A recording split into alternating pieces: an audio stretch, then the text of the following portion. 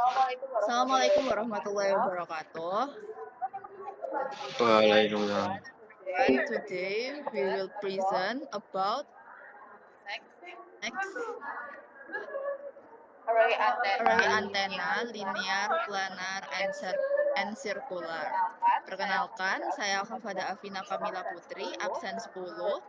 Dan juga selanjutnya akan ada teman saya yaitu Diva Maulana Kusuma Hadi, absen 7. Ya, dilanjut dengan Muhammad Malik Nur Rahman, absen 13. Kemudian Khaled Christian Runtut Putra, absen 5. Baik, bisa dilanjut ke presentasi sebelumnya. Kita bakalan membahas definisi dari array antena itu sendiri, types-nya array antena, karakteristik dari array antena, aplikasi dari array antena, dan juga basic equation dari array antena. Dan yang terakhir akan ada step by step simulasi yang antena array yang akan dilakukan di CST Studio Suite. Selanjutnya bakalan membahas presentasi selanjutnya akan dilanjutkan oleh Diva Maulana Kusuma Hadi.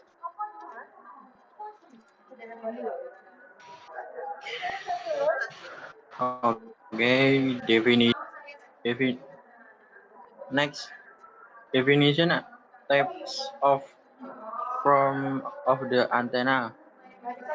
An antenna is device the transmit and receive electromagnetic wave. It acts transducer, converting electrical signal in a radio wave in the air and vice versa. Antenna are essential component in communication system such as radio, television, radar, satellite, and mobile network. Types or form of the antenna. Next.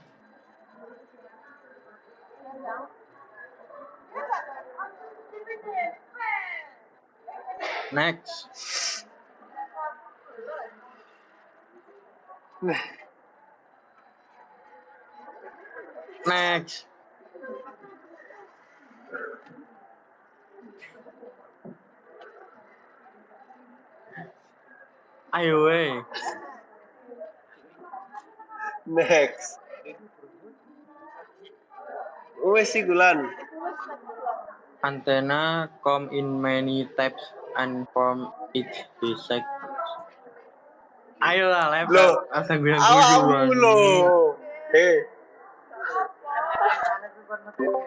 Awamu lo. Cari kupaten dari kamera kok.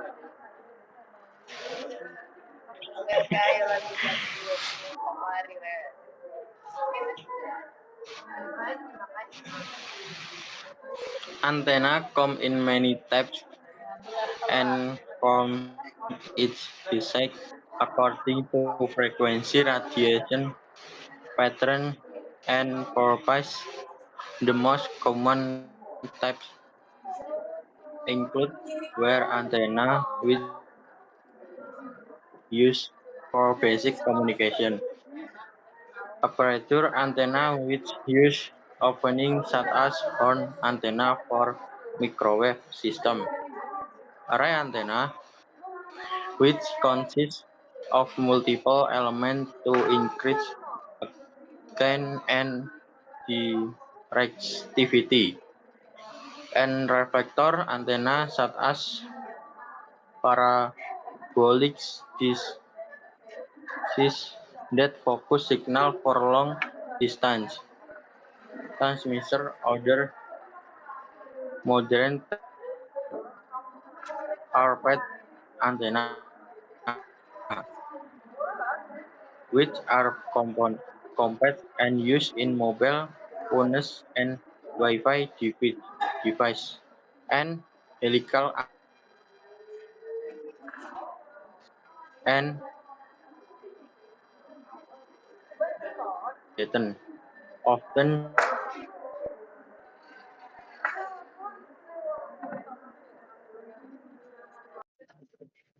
okay, the next I will present about characteristic. In antenna arrays, I will talk about general characteristic of antenna arrays. Number one, controllable radiation pattern. Di dalam yang nomor pertama ini, array itu dapat memungkinkan pembentukan pola radiasi tertentu. Ya, selanjutnya itu beam steering capability. Nah, di arah lobus utamanya itu dapat diubah tanpa menggerakkan antena secara fisik. Jadi kita dapat mengubah arah lobus utamanya ini menggunakan fasanya. Yang ketiga yaitu set lob level control. Di set lob level control ini dengan distribusi amplitudo tertentu, kita dapat mendapat level set lob yang dapat ditekan.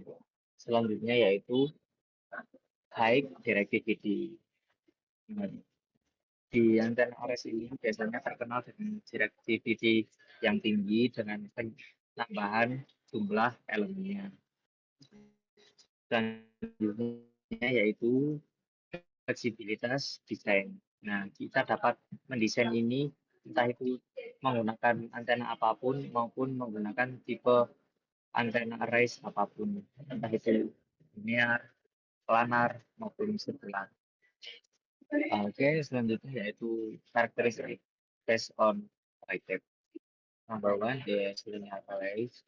Di linear array ini itu pola radiasinya itu simetris terhadap sumber arraynya. Dan beamnya itu dapat disetir dalam satu bidang saja, yaitu azimut. Dan array linear ini termasuk yang paling sederhana dan dapat mudah dianalisis. Selanjutnya yaitu planar array. Planar array ini dapat dikontrol beamnya dalam dua arah, yaitu dengan azimut maupun elevation atau ketinggiannya. Dan ini cocok untuk pengaplikasian di radar dan komunikasi satelit. Dan dapat memungkinkan pensil beam maupun fan beam atau berputar cara penembakannya. Selanjutnya yaitu circular array. Circular array ini dapat mencakup azimut sebanyak 360 derajat, di mana boomnya itu dapat disetir ke segala arah dengan mengatur fasanya. Dan circular array ini juga cocok untuk sistem direction, guiding, dan communication bergerak. Oke, selanjutnya adalah key parameter. Dalam pembuatan antena array, hal-hal yang dapat kita perhatikan yang pertama yaitu number of elements. Dengan kita menambahkan semakin banyak elemennya, maka semakin tinggi gainnya dan juga directivity-nya. Selanjutnya kita juga harus memperhatikan elemen spacing. Jadi kita harus mengatur jarak antar elemennya. Biasanya jaraknya itu sekitar 0,5 lambda sampai 0,7 lambda agar dapat bekerja secara optimal. Selanjutnya yaitu kita harus memperhatikan amplitudo distribution. Ini adalah bagaimana daya didistribusikan di setiap elemennya. Dengan seragam daya yang sama, penguatan maksimum, tapi setload-nya tinggi. Phase distribution yang selanjutnya kita perhatikan yaitu phase distribution, yaitu perbedaan fase antar unsur-unsur elemen. Kita dapat mengontrol arah sinar beamnya dengan memperhatikan fase distribusinya ini. Selanjutnya yaitu bandwidth, di mana ini adalah pokok sinar utama pada daya di -3 dB power. Ini dapat pada beamwidth ini kita dapat mengontrol dari yaitu side lobe level of energy linked to the site. Jadi ketika set log levelnya itu rendah, akan lebih sedikit gangguan. Sedangkan ketika set lognya tinggi, maka energinya akan banyak yang terbuang. Selanjutnya yaitu scan angle. Jadi ini adalah suku sinar maksimum yang dapat diarahkan. Dan ini dapat menentukan fleksibilitas dari cakupan antena flash tersebut. Yang selanjutnya adalah array factor. Jadi fungsi ini adalah fungsi untuk memperhatikan pola arraynya. Dan di DMA from the array itu dapat menentukan bentuk pola radiasi dari antena. Oke, selanjutnya akan dilanjutkan oleh Okay, so next, let's talk about the application. So as you can see before, we have three types of antenna: linear, planar, and circular. So each of the type has own the application. So the first one, we will talk about the type of linear array antenna. This is the linear array antenna is symmetrical radiation pattern. So the first one of the application is ground and marine radar. A linear array is used to produce a narrow directional beam by adjusting the phase of each element. The radar can scan different directions without physically rotating the antenna. The second one is cellular base station, or the example for fourth generation and fifth generation BTS. Linear array enables beamforming, which direct the signal towards specific users to improve signal quality and reduce interference between users. And last one is radio and digital transmitter. Linear array help focus the radiated energy in specific horizontal direction, resulting in better transmission efficiency and wider coverage. Next. The next one is planar array antenna, the application of planar array antenna. Planar array antennas can control the beam in two directions. So we have the application for the first one is radar on airplanes or warship. Can move the signal up, down, left, and right, allowing it to find and follow target quickly. And 5G antenna system, which is MIMO, used to send and receive signal from many users at once, improving speed and network capacity. The last one is satellite imaging radar, or AR, used to take detailed images of Earth from space by focusing regularly very fast. Next, the last one we have application of circular array antenna, which is can 360-degree coverage. The first one we have direction finding system, used to find where a signal comes from by comparing the signal phase at each antenna on the signal. Next one, drone or UAV communication, give 360 signal coverage, so the drone stays connected no matter which direction it moves. And the last one is security and surveillance radar, used to watch all directions around it without needing to turn the antenna, perfect for monitoring areas or tracking objects. The next will explained by Tina. Okay, so the next is basic equation. First, let's talk about phase equation.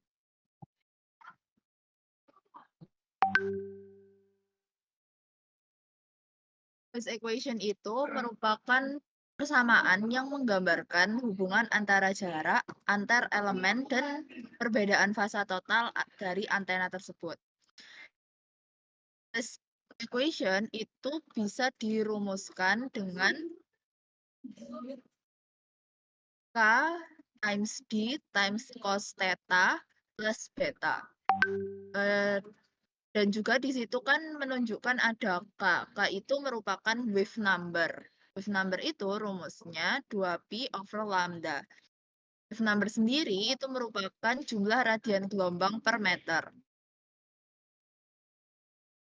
Contohnya, jika ada dua elemen antena dipisahkan sejauh 0,5 lambda dengan beta equals 0 dan juga sudut tetanya merupakan 60 derajat, maka phase difference-nya itu adalah 1,57 radian. Artinya, di sini sinyal dari elemen kedua mengalami perbedaan fasa sebesar 1,57 radian dibandingkan dengan elemen pertama. Next. Yang kedua ada main loop. Main loop ini konsep yang menjelaskan gimana sih kita itu bisa menggeser arah utama pancaran antena hanya dengan mengubah nilai betanya saja, tanpa menggerakkan antena. Rumusnya, beta itu sama dengan min K times D times cos theta 0, di mana theta 0 adalah sudut arah utama pancarannya. Contohnya di sini itu pada antena linear dengan jarak 0,6 lambda tiap elemennya dan arah utamanya ada pada sudut 30 derajat. Dan bisa kita dapatkan di situ betanya sebesar minus 3,27 radian. Jadi dengan mengubah nilai betanya, kita bisa menggeser arah lobus utamanya sesuai dengan keinginan kita. Next. Yang ketiga ada phase steering. Phase steering sendiri itu digunakan untuk mengatur arah pancaran sinyal dalam 3 dimensi, yaitu azimut dan elevation. Di sini itu ada dua, yaitu X dan Y, yaitu tanpa perlu memutar arah antenanya secara fisik. Prinsipnya, kita itu harus memberikan perbedaan fasa pada tiap elemen antena planarnya, supaya arah utama pancarannya atau main beam-nya itu bisa diarahkan ke sudut tertentu. Nah, rumusnya itu ada Bx dan juga By. Bx itu equals min K times Dx times sin theta 0 times cos 0. Cos fase 0. Beta Y itu equals min K times dy times sin theta 0 times sin phase 0. Contohnya di sini ada soal antena dengan ukuran 4x4 dengan jarak antar elemennya 0,5 lambda diarahkan pada theta pada sudut 30 derajat dan juga phase difference-nya 45 derajat. Menghasilkan beta X dan juga beta Y sekitar min 1,11 radian. Artinya di sini tiap elemen dari perbedaan fase tersebut sebesar minus 1,11 radian. Nah, sinyalnya itu bisa menyatu ke arah target pancarannya. Next.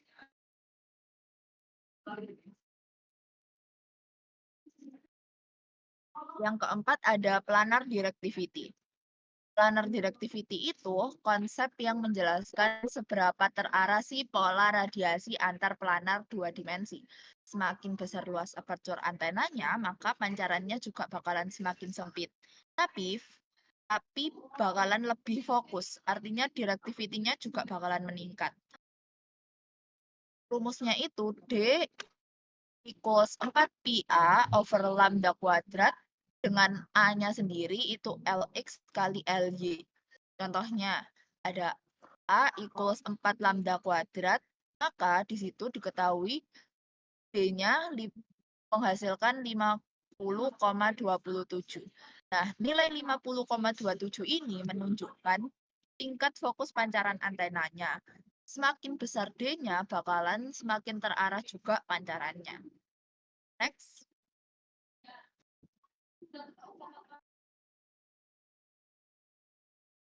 Yang kelima ada circular array. Nah, circular array ini menentukan ukuran fisik dari circular array-nya agar jarak antar elemennya itu bisa konsisten dengan panjang gelombang tertentu. Rumus yang digunakan itu D equals 2PA over N, di mana A itu adalah jari-jari array dan N adalah jumlah elemennya. D itu jarak antar elemen di keliling sirkular array antenanya. Di sini contohnya, jika terdapat ada 8 elemen antena dan jarak antar elemennya adalah jarak antar elemennya adalah 0,5 lambda, maka dapat kita temukan A-nya itu sebesar 0,637 lambda. Artinya, jari-jari array sebesar 0,637 lambda itu untuk menjaga jarak antar elemen tetap ideal. Next. Yang terakhir ada HPBW dan circular directivity. Ini bakalan menentukan main beam width dari directivity pada antena sirkular. Rumusnya HPBW itu equals lambda over 2A, di mana A itu jari-jari antena dan juga lambdanya adalah panjang gelombang. Sedangkan directivity atau arah pancaran utama itu bisa dihitung menggunakan rumus D equals 2PA over lambda. Sebagai contoh, di sini ada jika jari antenanya itu melingkar di 0,637 lambda, maka HPBW-nya bakalan sebesar 0,785 radian atau sekitar 45 derajat. Dan ini bakalan nunjukin bahwa antena itu punya sudut pancaran utamanya sebesar 45 derajat, yang artinya sinyalnya itu ke arah pancarannya. Next. Oke, yang selanjutnya kita bakalan bahas simulasi antena array CST Studio Suite. Di sini kita bakalan bikin antena array yang tipenya di linear array. Kita pakai 1x4 yang aplikasinya bakal kita aplikasikan di WiFi kampus, di antena WiFi kampus. Lanjut. Nah, di sini sebelum kita simulasi, kita harus menentukan frekuensinya berapa, bandwidth-nya berapa, dan kita itu berapa. Di sini kita pakai frekuensi 2,4 GHz, itu merupakan frekuensi dari WiFi base. Kemudian menggunakan bandwidth kurang dari 100 MHz, dan target gain kita ada di kurang dari 10 dBi. Polarisasinya itu bakalan linear. Dan material yang kita pakai itu di substratnya kita bakalan pakai material FR4 yang epsilon R-nya itu sebesar 4,3 dan thickness-nya pakai 1,6 mm. Konduktornya kita bakalan pakai copper dan dimension calculation-nya itu kita dapatkan dari kalkulator patch antena. Di sini kita pakai rectangular patch antena, itu kalkulasinya bisa kita dapatkan dari web kalkulator patch antena. Di sini kita bakalan pakai lambda 125 mm, patch width-nya itu di 3,8 mm, dan patch length-nya ada di 29 mm. Dan elemen spacing-nya itu kita pakai 0,7 lambda atau ada di 87,5 mm. Nah, pertama-tama, sebelum simulasi, pastinya kita harus membuka dulu aplikasi CST Studio Suite-nya. Kemudian, pilih di kategori microwave dan radio frekuensi. Lalu, pilih di planar antena dan set frekuensinya di range 22 GHz sampai 3 GHz. So the next, we talk about the geometry. So we will make the geometry of the antenna on CST. The antenna geometry was constructed using CST modeling tools. A 3-layer structure consisting of ground plane, FR4 substrate, and rotating patch was created with preset dimension. The patch element was extended with 38 times 29 mm dimension and position on the substrate surface, forming the fundamental radiator structure. So as you can see right here, there is the configuration of Xmin, Xmax, Ymin, Ymax, Min and Zmax, which is we have the substrate here, and the current plane is below the substrate, and the patch is above the substrate. Next, step 3 is fitting network. A microstrip fit line with 3 mm width was designed and connected to the patch element for impedance matching. A waveguide of excitation was applied at the fit line and using discrete port configuration. The fitting position was optimized to achieve 50 ohm matching at the target frequency of 2.4 GHz. So here's of the microstrip line that is up to reach 50 ohm matching. Next,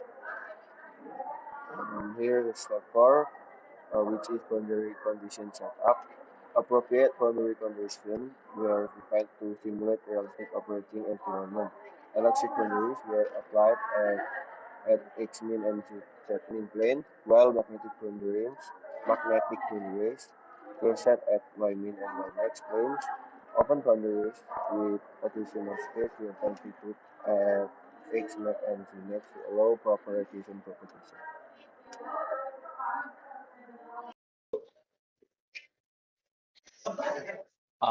Okay, after we make uh, single element, step 5 is we can simulation.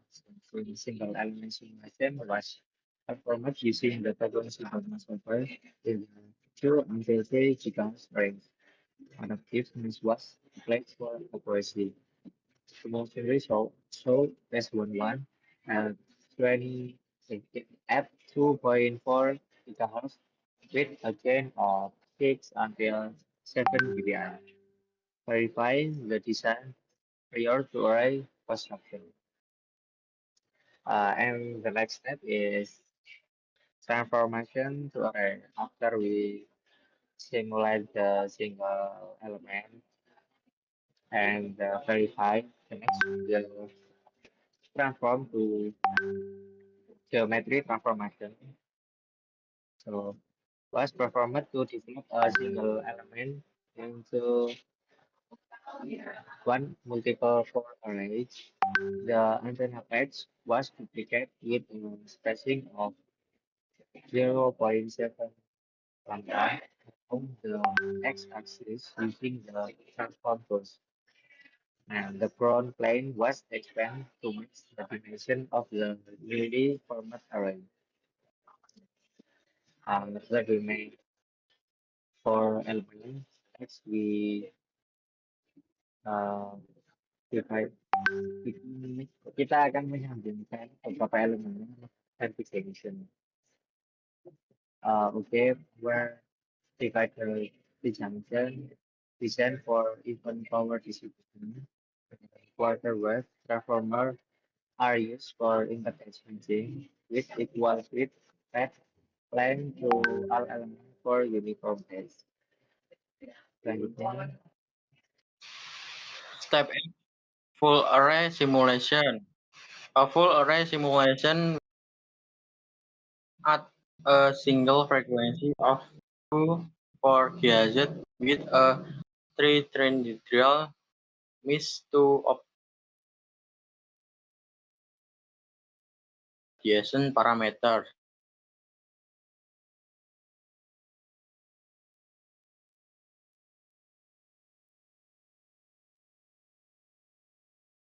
Next,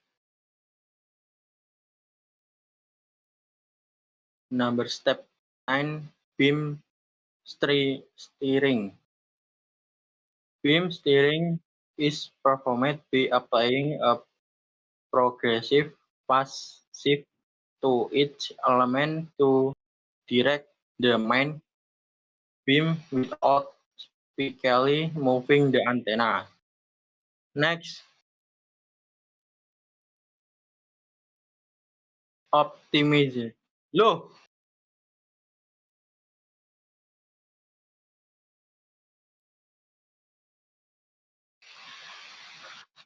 Lanjut aja Kak apa nanti dikat.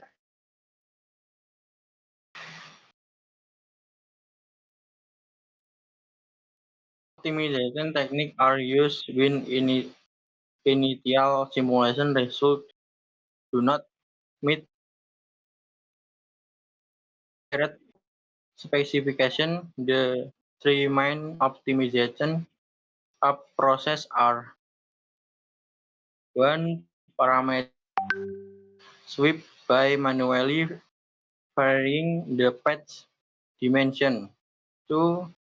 Gradient-based optimization using automatic algorithms for phase convergence. 3. Kinetic algorithm from composite global solution search.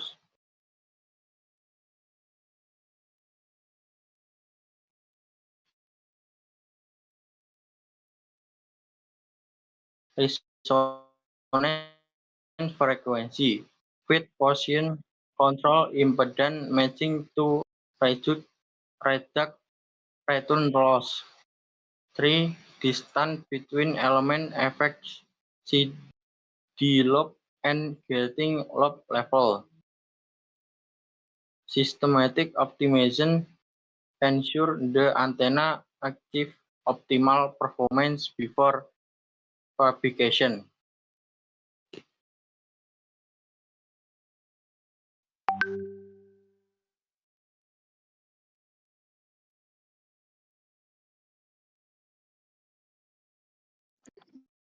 Baik, sekian presentasi dari grup One. Mohon maaf apabila ada salah kata dan perbuatan. Terima kasih. Wassalamualaikum warahmatullahi wabarakatuh.